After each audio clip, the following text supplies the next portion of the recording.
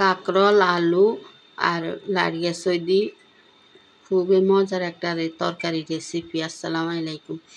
এই জায়গায় দুইটা কই মাছের সাইড পিস করে লইছি। বেশি হইলে মাছ হইলে খাইতে চায় না, এটালে অল্প করে দিলাম। দি সাইড পিস মাছের ভাজি এপিঠ এপিঠ উল্টায় ভালো করে আগে হলুদ মরিচ মাখি রাখি দিছি, পরে এগুলারে ভাজি নিয়ম ভাজি এগুলারে উড়াই মচমচে হয়ে গেলে এই সেট হইলে এগুলারে উড়া হেলাইম। সবগুলা উড়াই সেই কড়াইয়ের মধ্যে এই তেলের মধ্যে দিয়ে দিলাম পেঁয়াজ কুচি। এরপরে দিলাম পরিমাণ মতো লবণ দেওয়ার পরে এগুলারে পেঁয়াজগুলারে একটু ভাজি নিয়ে ভাজা হয়ে গেলে এই জায়গায় দিয়ে দিলাম রসুন বাটা আধা চামচের মতো।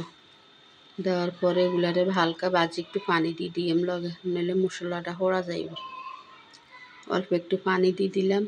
দেওয়ার পরে এই জায়গার মধ্যে হলুদের গুঁড়া 1 চামচের মতো দিলাম, মরিচের গুঁড়া দিলাম আধা চামচের মতো, কাঁচামরিচ দিলাম তো এলে একটু মরিচের গুঁড়া কমাই দিলাম, যে যেরকম জাল খান ওরকম দিবেন। এরপরে যেন 2টা আলু কাটি রাখছি, আলুগুলা দিয়ে দিলাম। এগুলা দিয়ে এগুলার একটু কষাই নিয়ে এই জায়গার মধ্যে কাঁকরোল আর লাড়িয়া সইগুলা দিয়ে দিলাম। এগুলারে একটু এপিঠ করে উল্টাই দিয়ে এগুলারে কষাইম কতক্ষণ। কষানোর পরে এই জায়গার মধ্যে একটু নারিকেল বাটা দিলাম।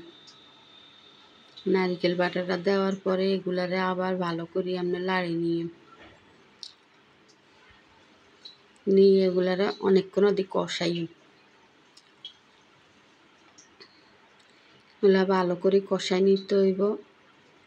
কষানোর পরে এই জায়গার মধ্যে কাঁচামরিচগুলা দিয়ে দিলাম। এরপরে এগুলারে এই যে কষানি প্রায় হয়ে গেছে, এবারে এই লগে ঝোলের পানিটা দিয়ে দিলাম। ঝোলের পানিগুলা দিয়ে দিলাম।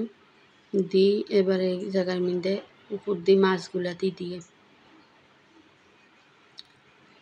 মাছগুলা দেওয়ার পরে আর এক পিস আগে দিয়ে দিছি। এরপরে এগুলারে ভালো করে এবার জোশ করে নিয়ে এগুলো এই পর্যায়ে প্রায় উতরে আসছে। এগুলা উঠতে আরও 10 মিনিট লাগবে সময়। এই যে আমার তরকারিটা প্রায় রেডি হয়ে গেছে। যদি আপনার কাছে ভালো লাগে তাহলে একটা লাইক কমেন্ট শেয়ার সাবস্ক্রাইব করে দিয়েন। আসসালামু আলাইকুম। এইভাবে একবার হইলো কাঁকরোলে লাড়িয়া সই আলু দিয়ে নারিকেল দিয়ে মাছ দিয়ে রাঁধি চাইয়েন, খুবই মজা হয় এই রেসিপিটা। এইভাবে একবার হইলো এইভাবে রান্না করে চাইয়েন। এই যে আমার তরকারিটা রেডি।